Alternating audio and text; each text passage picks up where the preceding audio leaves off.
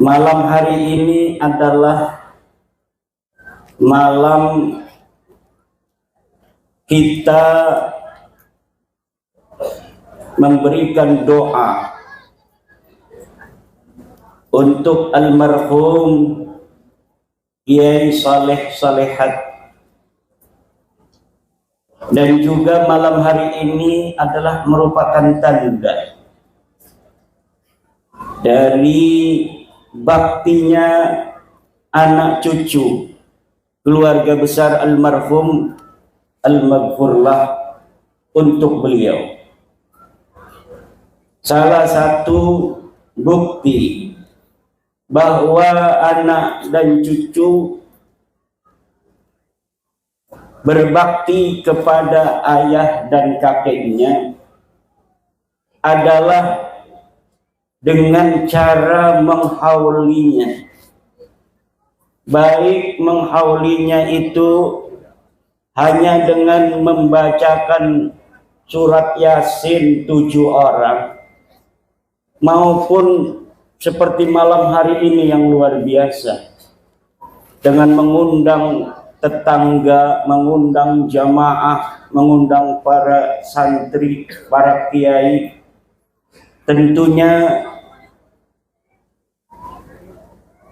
apa yang dipersiapkan terhitung sebagai amal bakti seorang anak kepada ayahnya, seorang cucu kepada kakeknya, seorang istri kepada suaminya. Walladzina ja'u min ba'dihim yaquluna rabbana ighfir lana wa li ikhwanina alladzina sabaquna bil iman wa la taj'al fi qulubina ghillan lil ladzina amanu innaka rabbana innaka ra'ufur. Dan orang-orang yang datang setelah mereka, yaitu anak, santri, dan semua orang yang mengikuti orang-orang yang beriman di dalam imannya, mereka berkata, ya Allah, ampunilah kami dan ampunilah orang-orang yang telah mendahului kami dalam keimanan. Wala taj'al fi qulubina ghillan lil ladzina amanu, dan jangan jadikan di dalam hati kami ghillan, unak-unak, lil ladzina amanu, bagi orang-orang yang beriman. Kata Syekh Nawawi Tanara ketika menafsiri ayat wala taj'al fi qulubina ghillan, ay fayambaghi lil mu'mini ayyadhkura as-sabiqina bid-du'a'i war-rahmah, faman lam yakun kadzalika kana kharijan an jumlatil mu'minin. Kata Syekh Nawawi Tanara dalam tafsir Munirnya, sebanyumasnya, yang bagi sebanyumasnya. Kalau orang Jogja seyogenya, kalau orang Banyumas sebanyumasnya. Lil mu'mini, bagi orang-orang yang beriman, ayat kuras sabiqin, untuk menyebut orang-orang yang telah lalu, bidu'ai warahmah, dengan doa dan kasih sayang.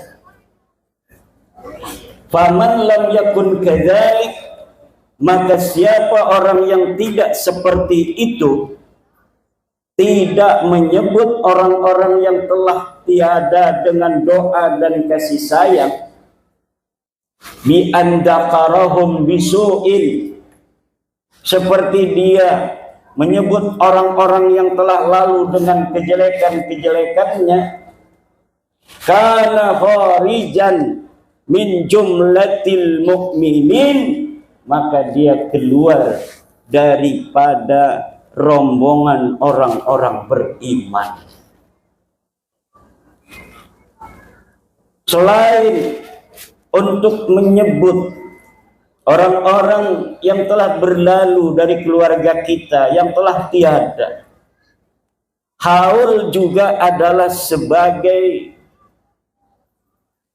instrumen bagaimana kita bisa mentauladani kebaikan-kebaikan perjuangan yang pernah dilakukan oleh orang tua kita, oleh guru kita.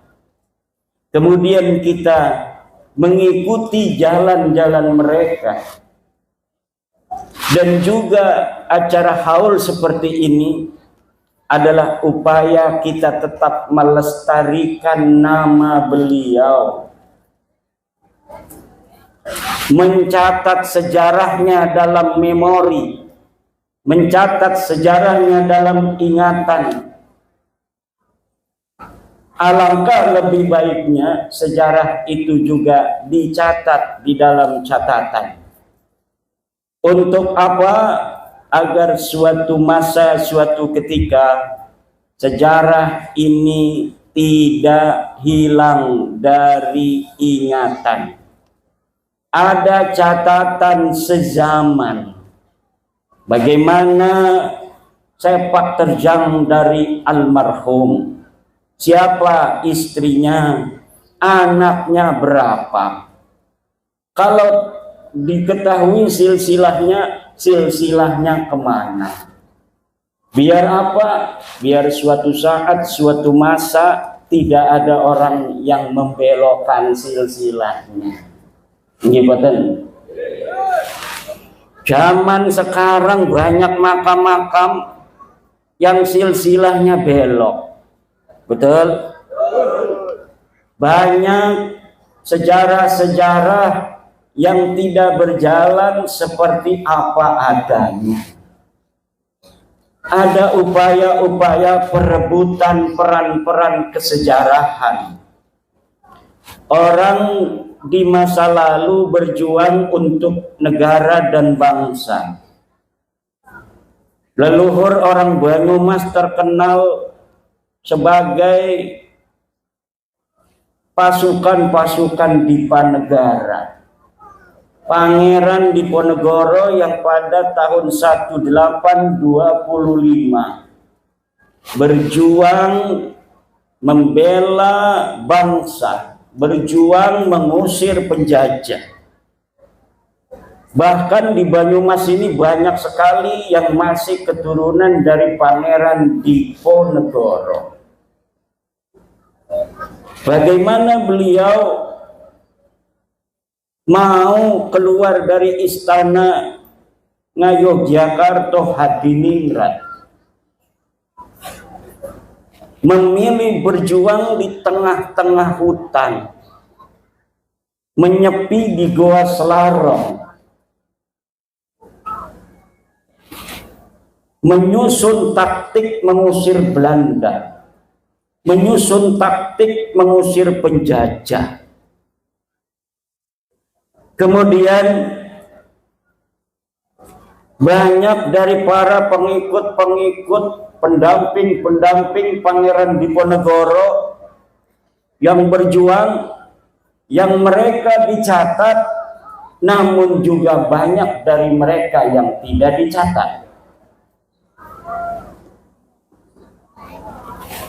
Lalu tiba-tiba dari para tokoh-tokoh yang tidak dicatat, yang makamnya jelas berkeramat karena dulunya adalah pendamping Pangeran Diponegoro, akhirnya namanya hari ini tiba-tiba bukan lagi seperti nama yang dikenal masyarakat, yang biasanya dikenal Mbah Jati, sekarang jadi banyak pindah jadi Bin Yahya.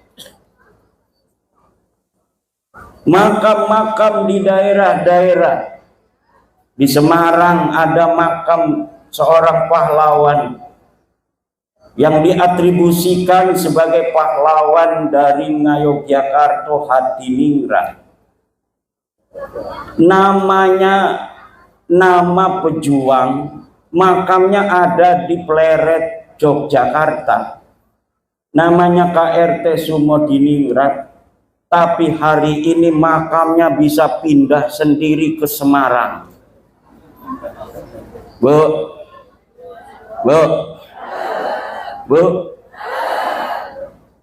ngedengerin nggak? Ada makam pindah sendiri dari Jogja ke Semarang. Kedengaran?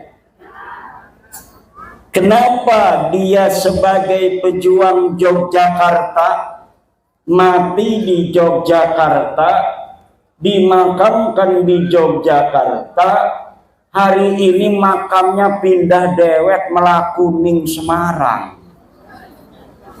Iki min ajaibid dunya, sebagian dari keajaiban-keajaiban ternyata ada upaya orang-orang yang leluhurnya tidak mempunyai sejarah, kemudian dia merampas kesejarahan orang lain. KRT Sumodiningrat yang asli pakai sod sebagai putra Yogyakarta Hadiningrat, hari ini namanya menjadi Hasan bin Toha bin Yahya. Ini bukan hoax. Silahkan buka di Google KRT Sumodiningrat Hasan bin Toha bin Yahya, maka di Wikipedia sudah pindah makamnya bukan lagi di Pleret, Yogyakarta, tetapi di Semarang. Yang dia orang asli Jogja, kemudian sekarang jadi pindah jadi orang Yaman.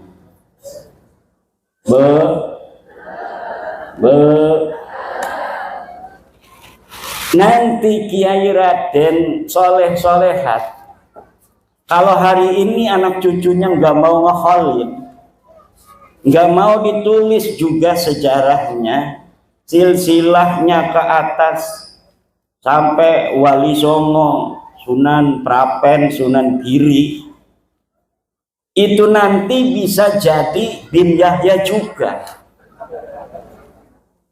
Apalagi kalau anaknya sudah jadi Wahabi, nggak mau ziarah. Anaknya sudah nggak mau ziarah, kuburan orang tuanya, kuburan kakeknya nggak pernah ditongok-tongok. Itu akhirnya bisa ada yang mengklaim karena orang soleh, kata sebagian ulama, di makamnya itu akan ada malaikat-malaikat yang mengamini doa-doa orang yang mendoakan daripada orang soleh yang ada di dalam kuburan itu. Setelah dia mendoakan si sahibul qabri, kemudian dia mendoakan dirinya kepada Allah, maka doanya akan diterima dan dikabulkan oleh Allah Subhanahu wa Ta'ala. Orang NU suka ziarah, betul? Orang NU suka, cuma suka ziarahnya ya ziarah saja. Kiai-kiai kita ziarah sama santri ke Sunan Kalijogo, ya ziarah hadarat, baca Fatihah, baca Alif Lam Mim, baca ayat kursi, berdoa, pulang, betul? Makamnya para wali tidak pernah dijadikan pusat kegiatan. Berbeda zaman sekarang, orang-orang Yaman yang ada di Indonesia dari marga Ba'lawi, kita lihat kalau nge-haul itu makamnya dihias-hias begitu cantik, nisannya itu nggak kelihatan karena dihias oleh kembang-kembang, kuburannya dihias kembang-kembang, kemudian jadi pusat kegiatan haul. Lah orang NU kalau haul ya di rumah, di pondoknya, bukan di makamnya, betul? Ini haulnya ya di rumah, haulnya di lingkungan kita. Gak ada orang NU haulnya di makam. Nanti yang hadir pocong kuntilanak. Nah, inilah bedanya tradisi kita ahli sunnah wal jamaah an-nahbiyah Nahdlatul Ulama dengan tradisi Ba'lawi. Beda, walaupun suka sama-sama ziarah, kita tidak mengagungkan kuburan. Kita bukan muadzimul qabri wa abidil qabri. Kiai-kiai jarah di Sunan Gunung Jati ya jarah saja. Gak ada habis jarah nyium-nyium batu nisan kayak nyium istrinya. Gak ada. Betul apa tidak? Dan ini yang harus dijaga. Kenapa? Walau kita ini adalah orang yang suka ziarah, tapi kita bukan orang yang mengagungkan kuburan.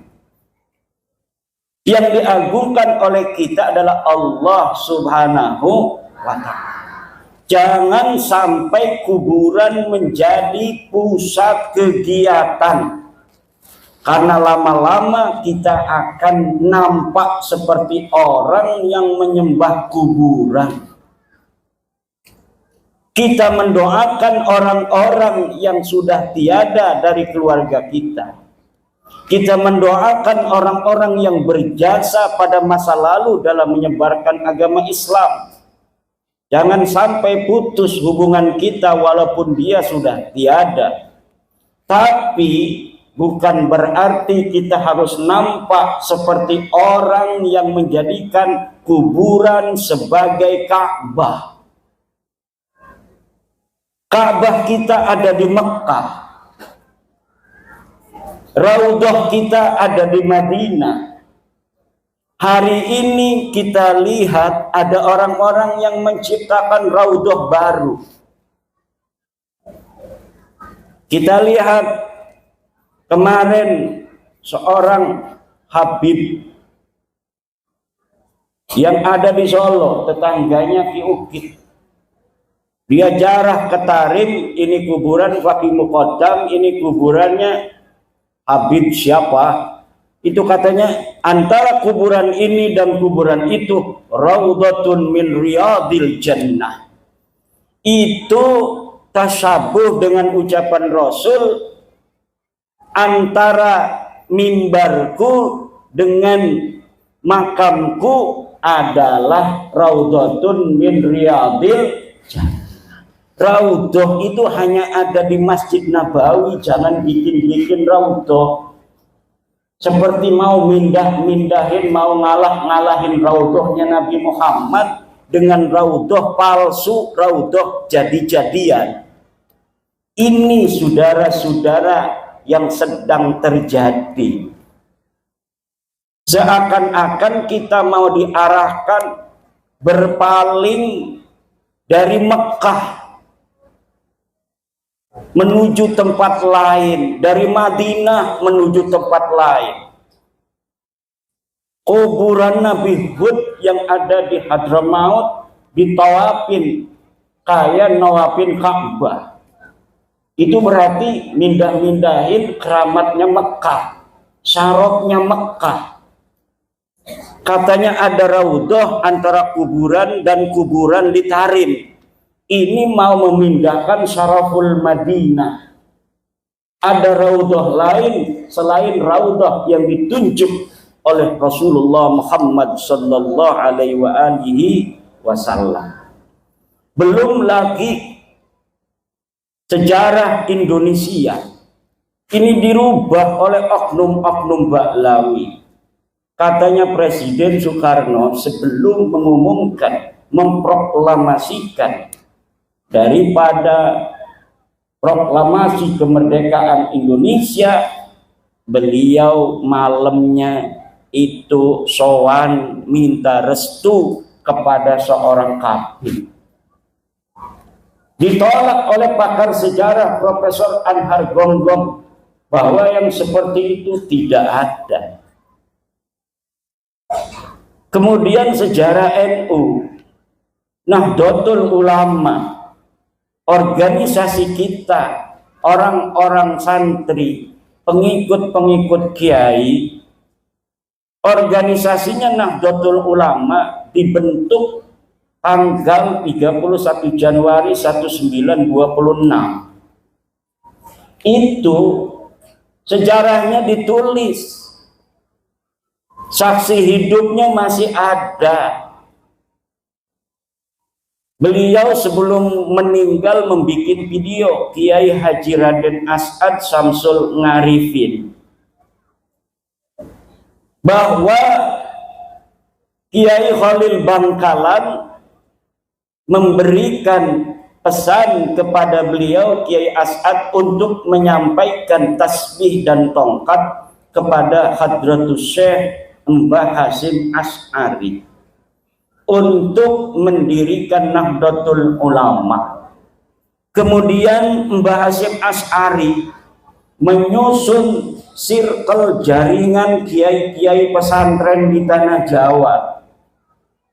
Kemudian berkumpullah ulama-ulama Surabaya di Surabaya, dan kemudian diadakan rapat pendirian Nahdlatul Ulama oleh kiai-kiai Surabaya dan Mbah Hasyim Asy'ari dan yang lainnya. Kemudian berdirilah Nahdlatul Ulama. Itu sejarah aslinya, dituturkan oleh orang yang menjadi saksi bagaimana kronologi daripada terbentuknya Nahdlatul Ulama. Tapi hari ini di sebuah buku disebutkan bahwa pendiri Nahdlatul Ulama selain ulama-ulama yang telah dikenal, ditambah oleh seorang kabid, namanya Kabid Hasyim bin Yahya. Lah ini PBNU kaget, kok bisa ada sejarah baru yang nama ini tidak ada di dalam kesejarahan NU di masa lalu.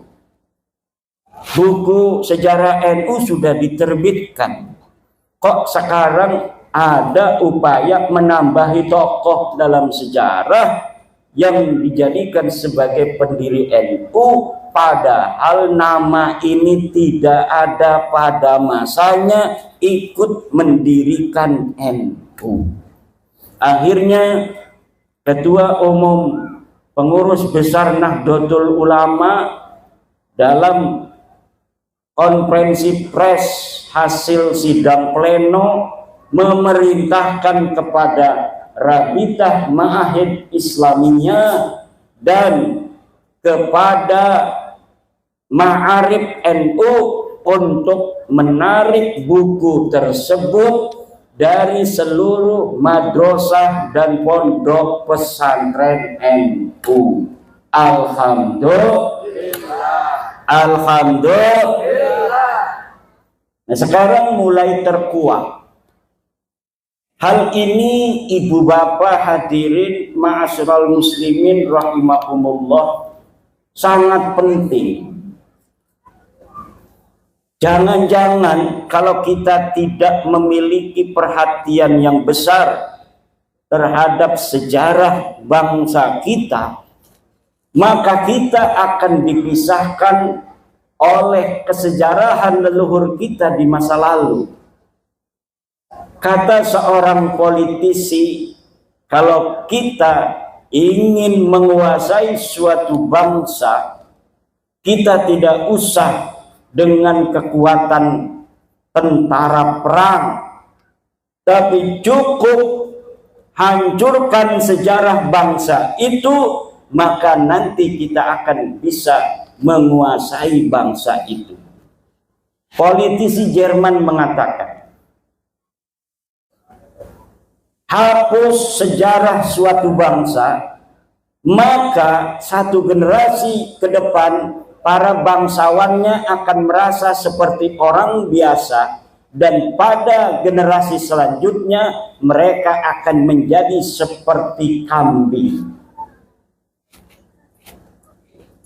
Sejarah bangsa kita yang luar biasa, ibu-ibu. Ibu-ibu ini turunan daripada bangsa Nusantara.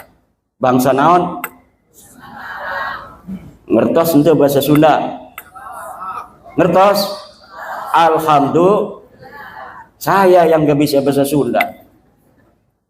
Saya walaupun orang Banten ngomongnya Jawa, kayaknya mah pengen wong Banyumas. Wong Banyumas lumani Banten, karena pada saat Sunan Gunung Jati Syarif Hidayatullah diperintahkan untuk menyebarkan agama Islam, tentaranya masih tentara Demak. Tentara Demak itu ya dari Demak, Semarang, Brebes, Tegal, Banyuwangi, Pemalang, Cirebon, datang ke Banten. Jadi yang bersama dari para penyebar agama Islam Banten pertama itu banyaknya orang-orang Demak, orang-orang Banyumas. Maka ngomongnya bodoh. Orang oh kayak wong Solo. Ada ngapa? Wong Kresek Tenara ngomongnya ngapa? Apa sih lah? Ada karo Kang Agus Mariono dari PKC Cina. Kata Pak Andi Kurniawan, ini orang-orang yang sedang meluruskan sejarah Indonesia ini. PWI, Perjuangan Wali Songo Indonesia, Laskar Sabilillah, ini antek-antek Cina komunis. Pimpinannya 3, 1 Agus Mariono, ini orangnya nih, yang ketua PWI Banyumas, itu disebutin oleh Andi Kurniawan orang HTI. Kedua Mogi Tubagus Mogi Nurpati, ini antek Cina bener nih, kelihatan. Yang ketiga baru saya Imaduddin, katanya antek Cina.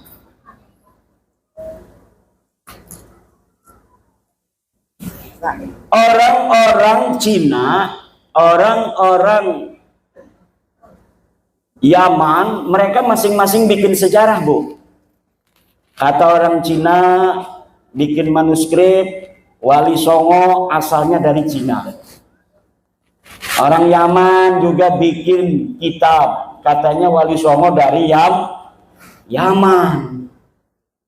Lah sebenarnya Wali Songo itu dari mana?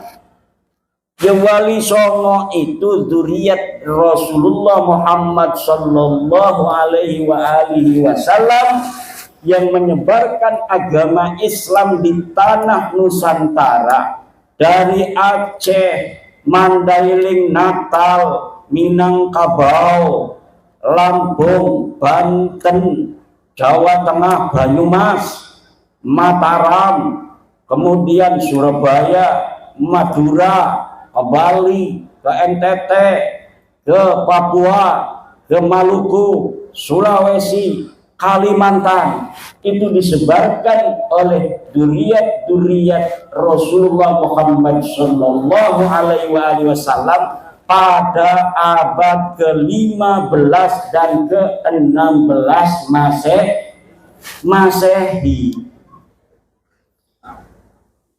Tapi kemudian sekarang ada manuskrip bahwa Wali Songo itu nasabnya ke Cina. Namanya Cina semua. Ada lagi satu manuskrip rebutan ini, bahwa Wali Songo nasabnya ke Yaman. Lah, ini sebenarnya kemana Wali Songo? Kita keluarga Wali Songo memiliki manuskrip yang setelah bab nasab ini muncul ke permukaan mulai dibuka. Alhamdulillah sedang dikaji secara mendalam oleh Naqobah Ansab Auliaut Tis'ah. Dan kemarin ketika Rizik Syihab berceramah keliling di Jawa Barat mengatakan bahwa Wali Songo adalah Ba'lawi, langsung dibantah oleh Ketua Naqobah Ansab Wali Songo, Kiai Haji Ilzamuddin dari Madura, bahwa Wali Songo bukan Ba'lawi.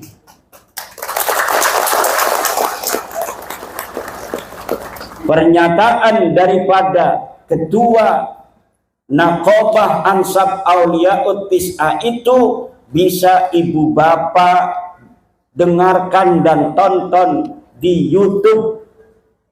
Sudah sejak lama Ansab Auliaut Tis'ah yang mencatat keluarga besar Wali Songo mengatakan bahwa Wali Songo tidak ada kaitan dengan Ba'lawi. Wali Songo bukan Ba'lawi.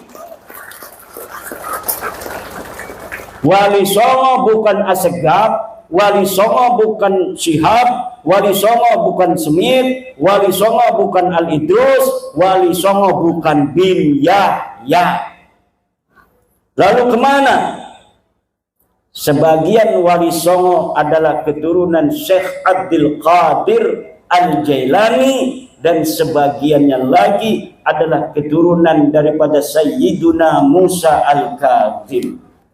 Dan bulan ini Naqobah Wali Songo akan mematangkan pendalaman manuskrip ke Yunan dan ke Pakistan, karena ternyata manuskrip yang ada di Pakistan, Yunan, Uzbekistan itu mencatat bagaimana perjalanan kronologi daripada perpindahan leluhur Wali Songo kemudian sampai datang ke Indonesia, menyebarkan agama Islam di Indonesia. Ini masih ada dan masih tercatat. Alhamdulillah.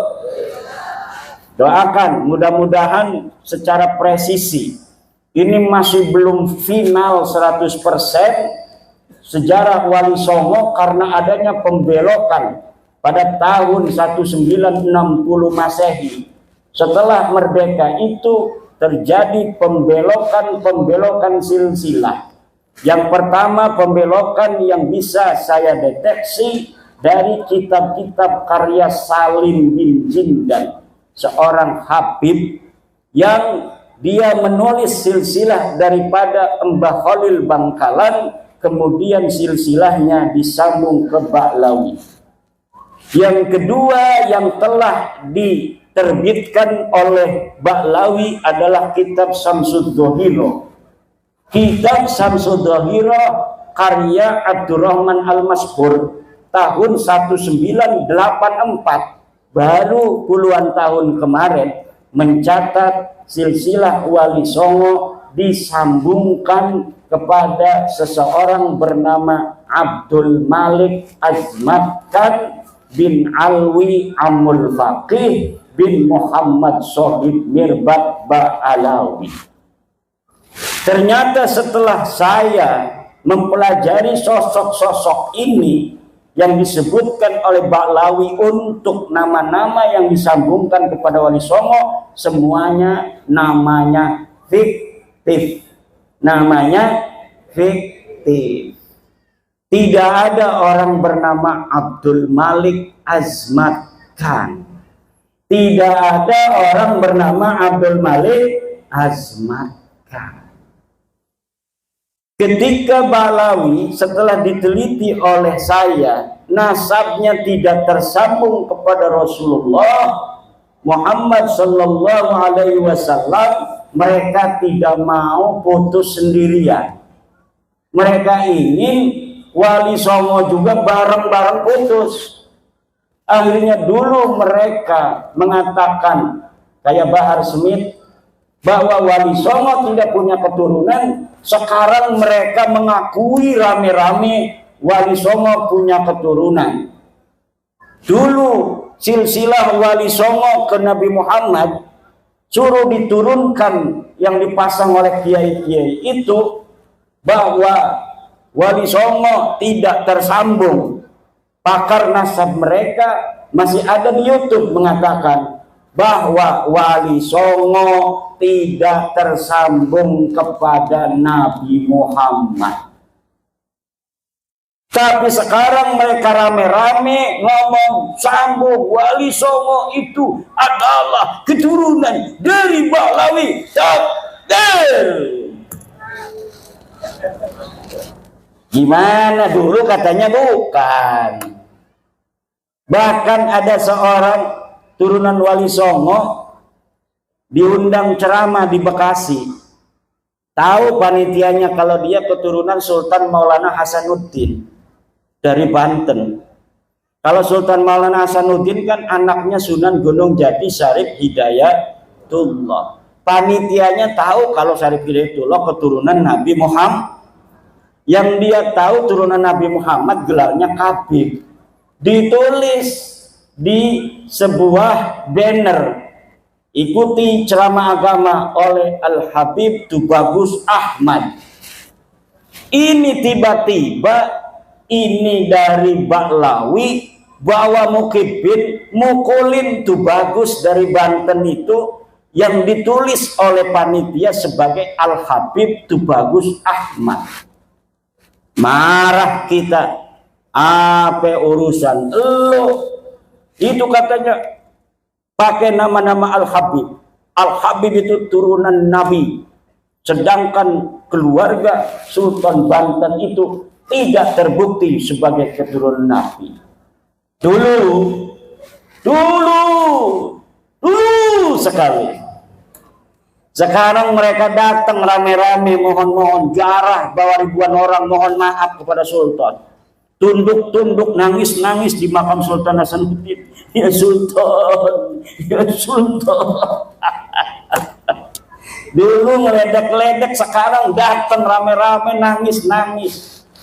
Sebagai ketunjukan kepada Wali Songo, terutama Sultan Maulana Hasanuddin Banten bin Sunan Gunung Jati Syarif Hidayatullah. Tapi air mata buaya kita sudah tahu.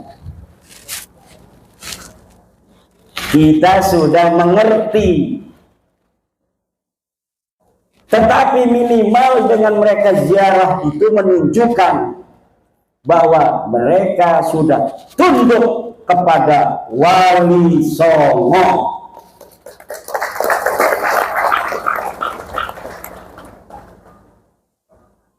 Karena memang dalam kesejarahan Islam di Indonesia, duhulul Islam di Nusantara disebarkan oleh Wali Songo. Syuhrah wal istifadah dari masa ke masa bahwa penyebar agama Islam di Indonesia adalah Wali Songo.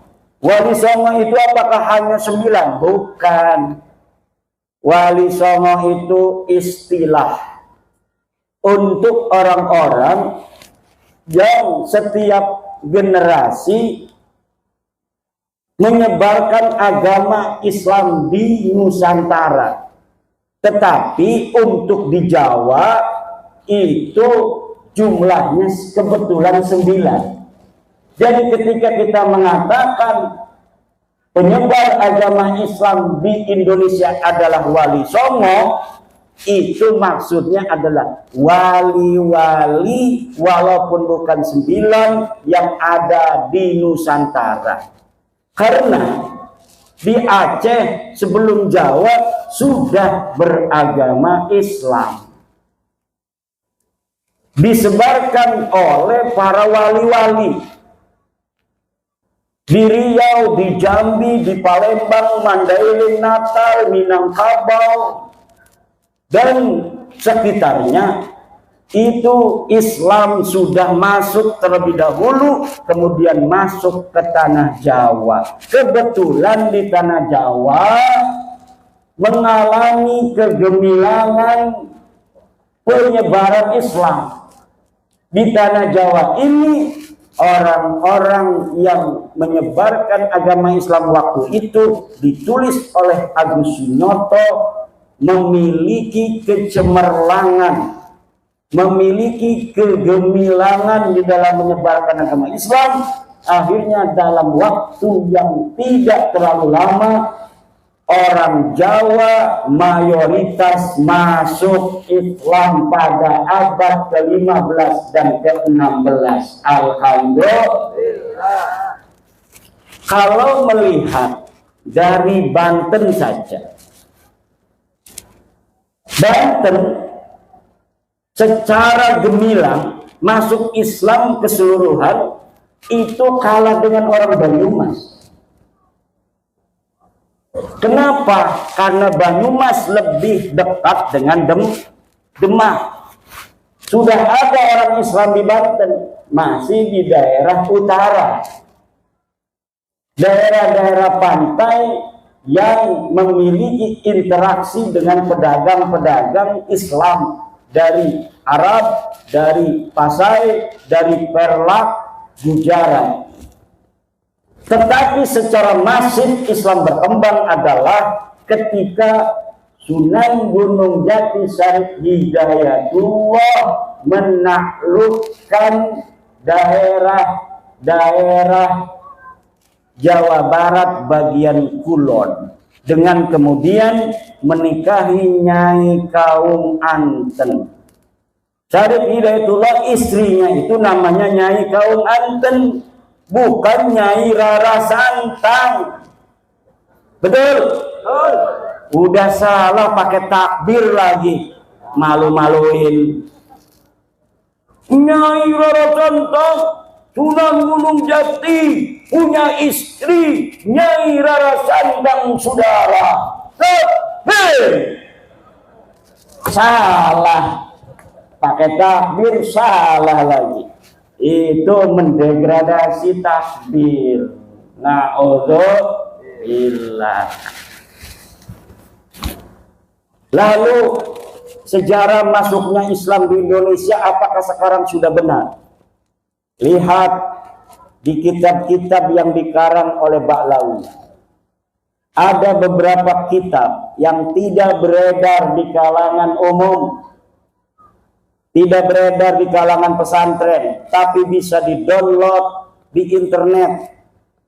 Ba'lawi mengarang, menulis sejarah masuknya Islam di Indonesia. Seperti Ali bin Tauhir, Ba'lawi mengarang sejarah masuknya Islam di Indonesia dalam bukunya Al-Madkhal fi Dukhulil Islam fi Syarqil Aqsa. Di dalamnya mereka mengatakan bahwa Islam masuk ke Indonesia oleh Ba'lawi. Kitab yang kedua, Rihlatu Jawa Al-Jamilah, karangan Soleh Al-Hamid. Di dalam kitab itu pun dikatakan penyebar agama Islam dari Ba'lawi Yaman. Kemudian kitab Syamsul Dhahirah, karangan Abdurrahman Al-Mashhur, dan ditaklik oleh Muhammad Dia Shihab, dikatakan penyebar agama Islam di Indonesia Ba'lawi Yaman. Kemudian Muhammad Hussein Muhammad Al-Kaf membuat buku sejarah masuknya Islam di Indonesia, Al-Islam fi Indonesia Al-Mu'asirah, karya Hussein Muhammad Al-Kaf. Juga di dalamnya menyebutkan penyebar agama di Islam di Indonesia adalah Ba'lawi.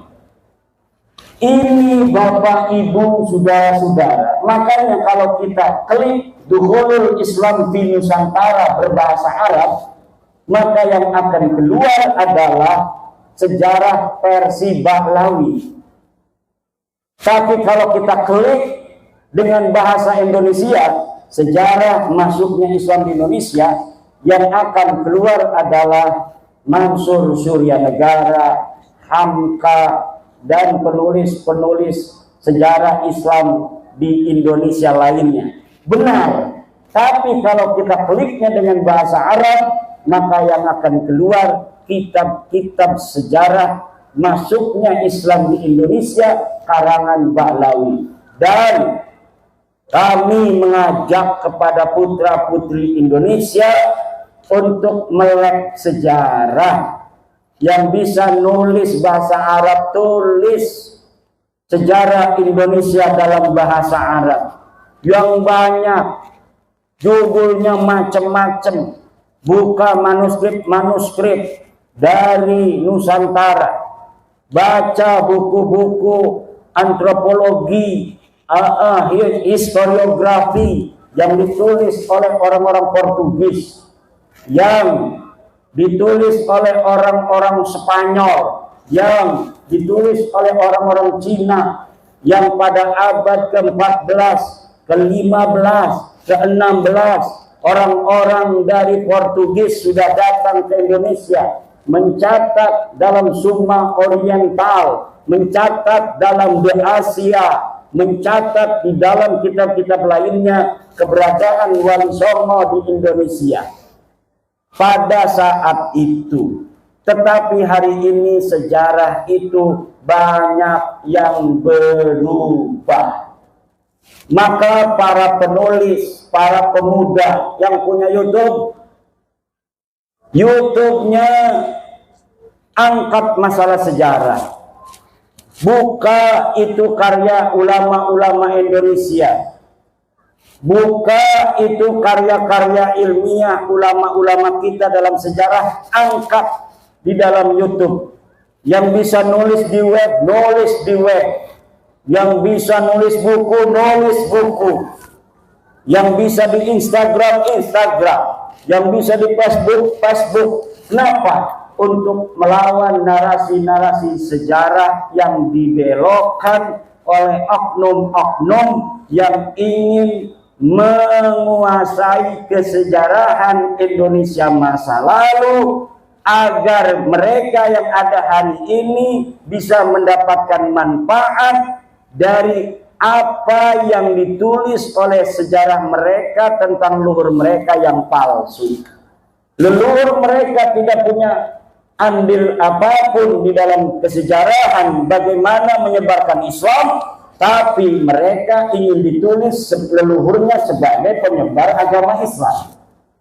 Leluhur mereka tidak ada andil di dalam perjuangan kemerdekaan Indonesia, tapi hari ini mereka ingin dicatat leluhurnya sebagai pejuang kemerdekaan Indonesia. Padahal leluhur mereka adalah orang-orang yang ikut Belanda menjadi antek-antek Belanda. Surat-surat mereka masih ada. Bagaimana korespondensi mereka dengan Belanda? Doa-doa ulama-ulama mereka masih ada sampai sekarang di Leiden, Belanda. Saya pernah ke perpustakaan Leiden di Belanda, membaca doa-doa ulama-ulama mereka untuk kerajaan Belanda, untuk Ratu Wilhelmina, agar kekuasaannya di tanah Nusantara dilanggengkan oleh Allah Subhanahu wa Ta'ala. Tapi hari ini mereka ingin leluhurnya dianggap sebagai pejuang. Atau cara yang lain adalah orang-orang yang sudah jelas pahlawan seperti Imam Bonjol, kemudian nasabnya disimpangkan ke Bahlawi. Katanya Imam Bonjol itu marganya bin Syihab, Pangeran Ponegoro marganya itu Mahfud apa? Asegaf. Macam-macam itu dibelokkan. Di Ponegoro marganya apa katanya? Ada Asgar dari keluarga Bakbud, nganggapnya Pangeran Penegoro Bakbud. Kemudian dari keluarga bin Yahya nganggapnya bin Yahya. Nah, nanti yang benar yang mana? Semuanya pengen leluhur mereka dianggap pahlawan. Walaupun mereka yakin itu pahlawan palsu, kenapa mereka enggak takut kepada Allah ketika mereka memalsukan itu? Ini pertanyaan besar. Kok kayak enggak takut sama Allah? Kok enggak kayak percaya adanya hari hisab? Mereka tahu Pangeran Diponegoro itu adalah putra daripada Hamengkubuwono III. Udah tahu ada sejarahnya. Dia asli orang Jawa. Tapi kenapa kemudian mereka tidak malu untuk membelokkan leluhurnya Pangeran Penegoro diakui sebagai orang Yaman? Ini tidak masuk akal-akal fitri. Ini ada masalah dengan akal mereka ini. Kalau sampai ketahuan apa enggak malu? Buktinya sekarang sudah ketahuan. Tapi pelangga-pelangga bayar aku. Kemeliti. Kemudian ada Mbah Abdul Malik Banyumas. Mbah Abdul Malik Banyumas asli wong Banyumas, ngomongnya apa? Katanya itu adalah bin Yahya. Masya yang masih hidup Al-Mukarram Asy-Syaikh Maulana Roma Irama. Daripada Maulana-Maulana yang lain itu yang jelas saja sih. Perjuangannya pada Islam, Roma Irama, betul? Lagu-lagunya kita dengerin, lagu Roma Irama, Masya Allah, sebujur bangkai, kita ingat mati. Betul? Daripada orang ceramah, halu-halu, mi'raj 70 kali, leluhurnya bisa membuat rantai dari emas, bisa susah. Luar biasa itu keramat-keramat memadamkan api neraka, bisa menyalati orang yang mati walaupun leluhurnya sudah mati ratusan tahun. Dicekoki umat Islam Indonesia dengan khurafat-khurafat. Wih, kayak orang Muhammadiyah, orang Wahabi ngomong khurafat katanya. Bukan, Pak. Karomah dan khurafat itu beda. Kalau di dalam kitabnya Imam Asy'arani itu menulis keramat-keramat para aulia. Walinya ada, keramatnya zahir. Orang tahu semua, ditulis oleh Imam Asy'arani, itu namanya keramat. Tapi kalau orang biasa kayak Muhammad Sohib Mirbat yang tidak ada keterangan dia ulama, kemudian disebutkan keramatnya, itu namanya khurafat, cerita-cerita palsu. Untuk apa tujuannya? Glorifikasi leluhur mereka yang tidak mau kalah dengan wali-wali lain yang ditulis keramatnya. Kalau Syekh Abdul Qadir Jailani, keramatnya zahirun muntasyarun, itu ditulis dan ada saksi dari kitab-kitab yang satu masa dengan Syekh Abdul Qadir Al-Jailani. Syekh Abdul Qadir Al-Jailani satu masa dengan Ibnul Jauzi. Ibnul Jauzi menulis dalam kitabnya bahwa ada di Baghdad seorang ulama besar namanya Syekh Abdul Qadir Al-Jailani, seorang sufi yang sangat dicintai oleh orang-orang yang awam, yang dia menulis kitab-kitab keramatnya dohir disaksikan orang banyak. Tapi kalau Faqih Muqaddam Bahlawi leluhurnya Kabid-Kabid yang katanya bisa mi'raj 70 kali. Saya cari nama Faqih Muqaddam di abad ke-6 dan ke-7 Hijriah. Ada tidak ulama yang mencatat seseorang yang bernama Faqih Muqaddam? Tidak ada seseorang yang bernama Faqih Muqaddam. Dia orang Tarim, dia orang Yaman. Kitab di abad ke-7, ke-8 banyak sudah ditulis tentang ulama. Siapa saja yang ada di Tarim. Tidak ada yang menyebut seseorang bernama Faqih Muqaddam yang dianggap wali dan keramat pada masa dia hidup, apalagi bisa mi'raj ke langit 70 kali dalam sehari. Terayat.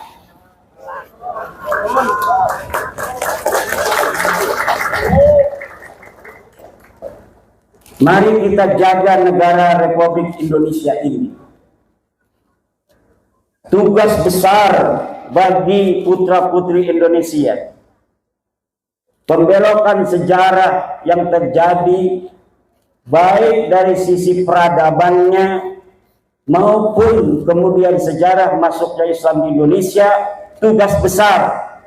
Wahai orang-orang di UI jurusan sejarah, calon-calon doktor sejarah, jangan asal comot referensi, tapi verifikasi referensi itu apakah referensi yang dapat dipercaya atau referensi palsu.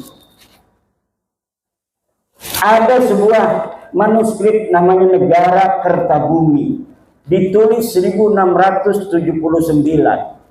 Disebutkan namanya karya Pangeran Arya Wangsakerta, putra daripada Raja Cirebon. Ditulis sejarah tentang Indonesia, silsilah para raja-raja, silsilah Wali Songo, Kebak Lawi di situ. Tahunnya 1769-an. Tetapi setelah diuji oleh ahli filolog dari Universitas Indonesia, ternyata kertasnya kertas tahun 1960.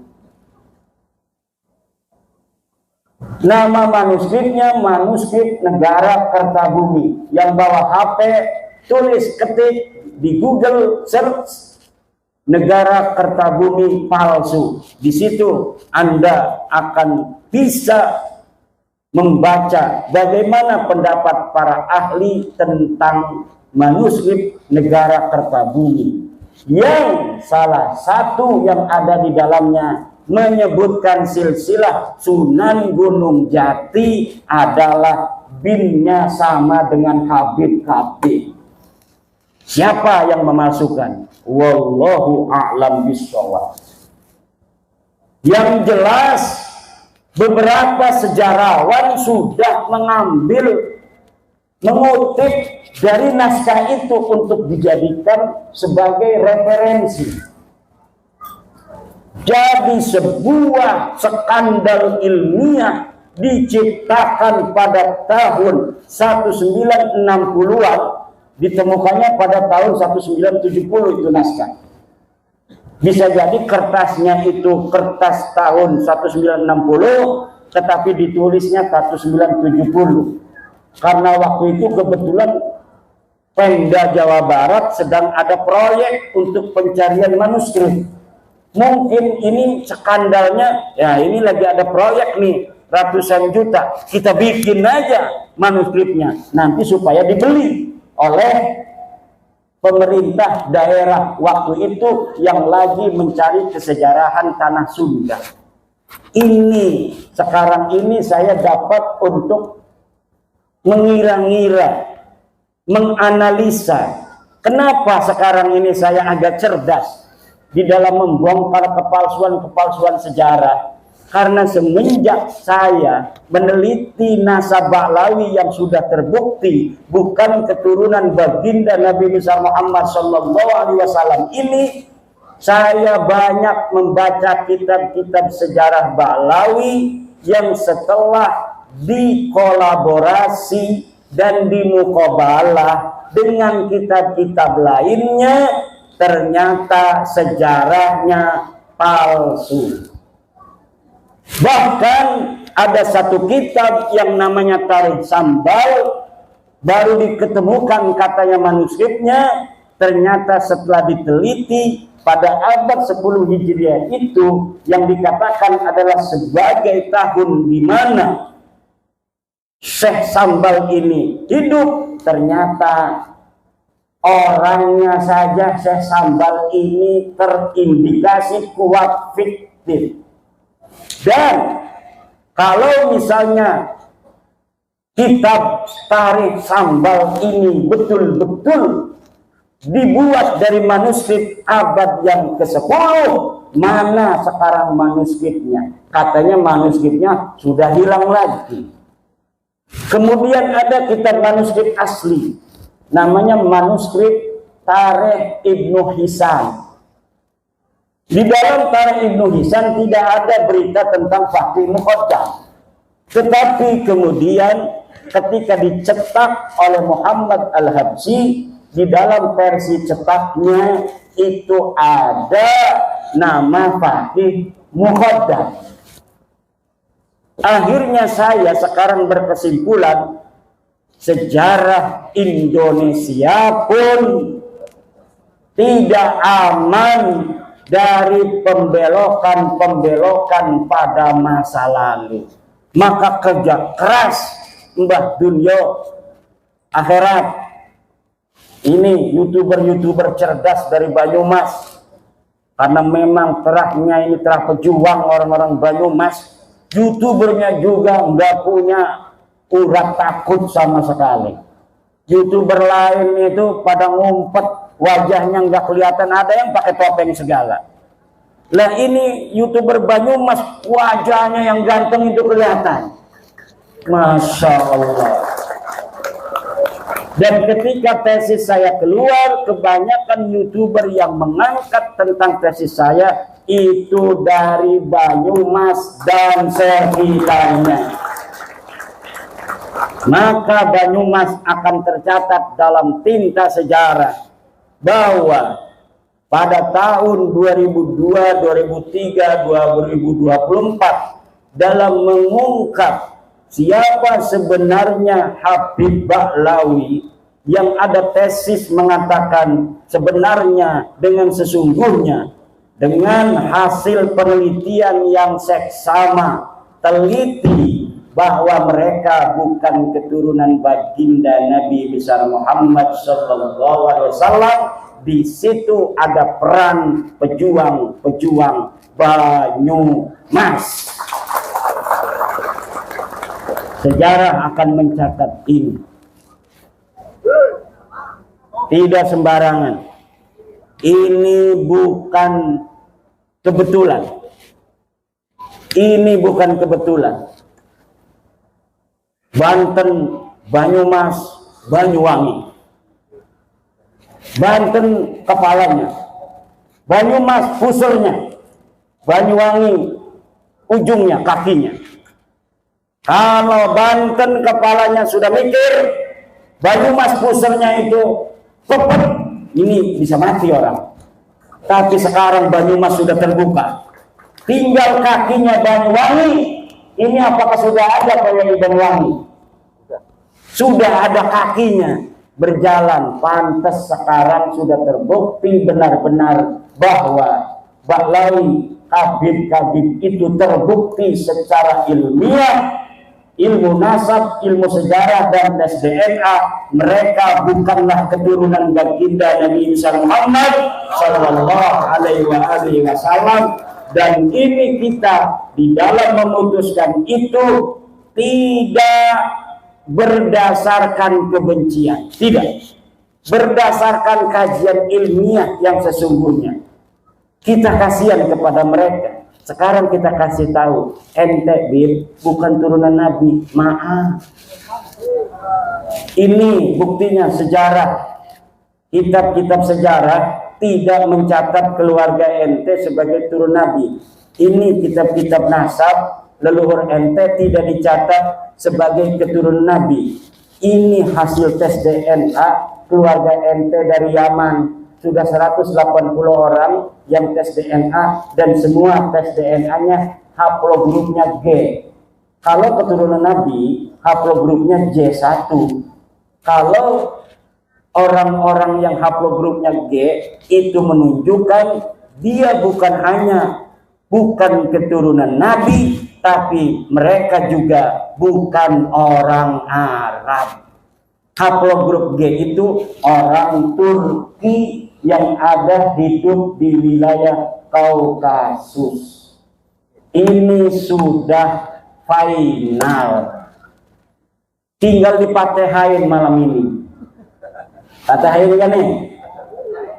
Kita patehain bahwa bapak-bapak, ibu-ibu yang hadir pada malam hari ini sudah final hasil penelitian bahwa satu Bahlawi Habib ini dari bin Syihab bin Smith As-Segaf Al-Idrus bin Yahya dan sebagainya bukan keturunan baginda Nabi besar Muhammad sallallahu alaihi wasallam.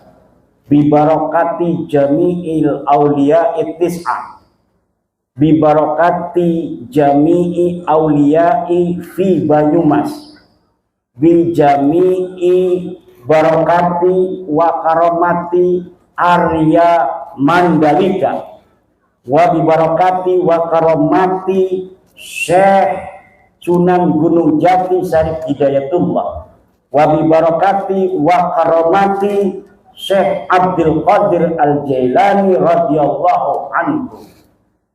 Al-Fatihah. Alhamdulillah.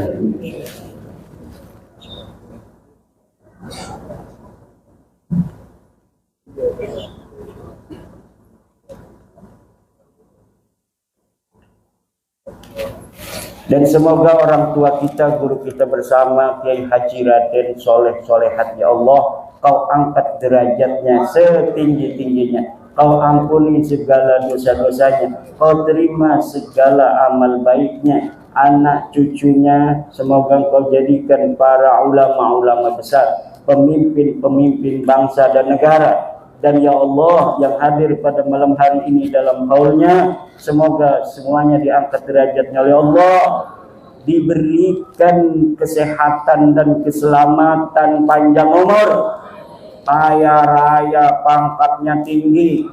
Polisi yang sekarang hadir ya Allah jadiin Kapolri, tentara yang hadir jadiin Panglima TNI. Kalau tidak beliau nanti anak cucunya, amin ya Allah ya Rabbal. Banser PWI yang hadir banyakin duitnya, kaya raya, bikin pabrik semuanya, amin. Kita bangun Banyumas ini, sini pabrik sendal, sini pabrik sepatu yang punya Banser dan PWI, amin. Ibu-ibunya nikahin anak perawannya sama Banser. Kiai aja dijaga, apalagi anak ibu-ibu. Amin. Mau pilih Banser apa pilih Kiai? Jawab.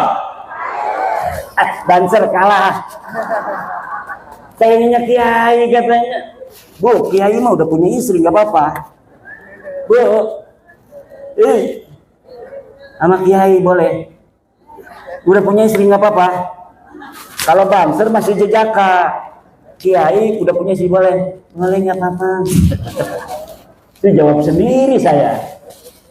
Bu, Bapak, alhamdulillah silaturahmi kita malam hari ini insya Allah diberkahi oleh Allah Subhanahu wa Ta'ala, dan semoga PWI yang diketuai oleh Kang Mas Agus Mariono akan dilantik nanti pada tanggal 10, akan membawa barokah dan manfaat untuk umat Islam khususnya di Banyumas, umumnya di Indonesia. Mari kita ingatkan generasi muda kita untuk menjaga sejarah bangsa Indonesia. untuk menjaga sejarah Islam Indonesia, untuk menjaga sejarah jam'iyah kita, Jam'iyah Nahdlatul Ulama, untuk menjaga kiai-kiai Nusantara, kemuliaannya dan kehormatannya, untuk menyebarkan paham toleransi, menyebarkan paham-paham kebangsaan, persatuan. Kita tidak memusuhi siapapun. Yang sedang kita luruskan nasab mereka bukan berarti kita membenci mereka. Betul? Kita meluruskan nasab mereka dan kekurangan ajaran mereka di dalam merubah sejarah NU, sejarah negara, sejarah perjuangan bangsa. Kalau itu sudah tidak dilakukan, mereka ingin hidup bersama kita, kita harus terima. Siap? Kita orang Nusantara diajari budi luhur yang tinggi tiada tara. Betul? Kita diajari oleh orang tua kita kesopanan, kita diajari kesantunan, kita diajari kasih sayang terhadap siapapun. Kita akan lindungi mereka kalaulah mereka kemudian sudah menyadari kekhilafan mereka tentang perendahannya terhadap Nusantara, terhadap sejarah-sejarahnya. Kita akan bisa hidup sebangsa setanah air dalam kerukunan dengan saling harga menghargai berdasarkan akhlak-akhlak Nusantara, akhlak-akhlak Islam Ahlussunnah wal Jamaah, dan berdasarkan ajaran Pancasila, sila pertama sampai sila kelima, terutama sila kedua, kemanusiaan yang adil dan beradab. Wallahu huwal muwaffiqu ila aqwami thoriqin. Wassalamualaikum warahmatullahi wabarakatuh.